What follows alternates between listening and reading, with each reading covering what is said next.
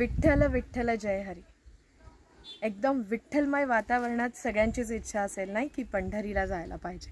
पण ज्यांना पंढरीला काही कारणाने नाही जाता येत आहे, वारी नाही करता येत आहे, दर्शन नाही करता येत आहे, मग आपण काय करू शकतो? तर हाय, माय नेम इज डॉक्टर शिव योगिनी. मी एक एनर्जी एक्सपर्ट आहे, मी ब्रेन एक्सपर्ट आहे.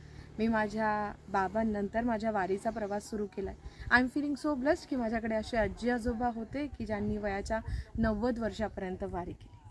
या वारीला अनुभव करत असताना बऱ्याचदा असा विचार येतो की ज्यांना वारी नाही करतायत अशांनी ही भावना, ही भक्ती कशी एक्सपिरियन्स केली पाहिजे.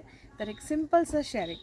आपल्या घरात असलेले आई वडील आणि सासू सासरे यांची एक छान सेवा म्हणजे त्या विठ्ठलाची भक्ती.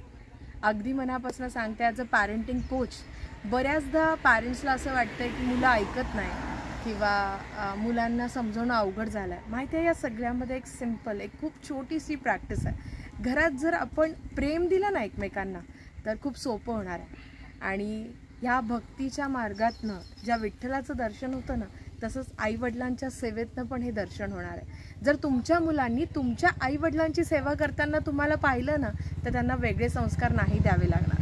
तर मी सगळ्यांना या व्हिडिओमार्फत विनंती करते की हे जे वातावरण आहे, अगदी जगात सगळ्यात बेस्ट ही जी वारी होते ना, आपल्या घरात जरा नवीन प्रॅक्टिस सुरू करा.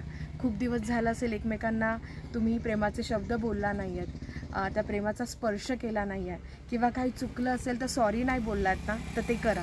मला वाटतं की खरी वारी तुमच्यासाठी होईल. हा व्हिडिओ जास्तीत जास्त लोकांपर्यंत पोहोचवा. खरंच म्हणजे आईवडिलांच्या आनंदातला जो गोडवा आहे ना, तो तेवढाच आहे जेवढा या विठ्ठलाच्या भक्तीतनं मिळणार आहे. तर आय एम शुअर सगळेजण तयार आहेत या प्रॅक्टिसला. All the best.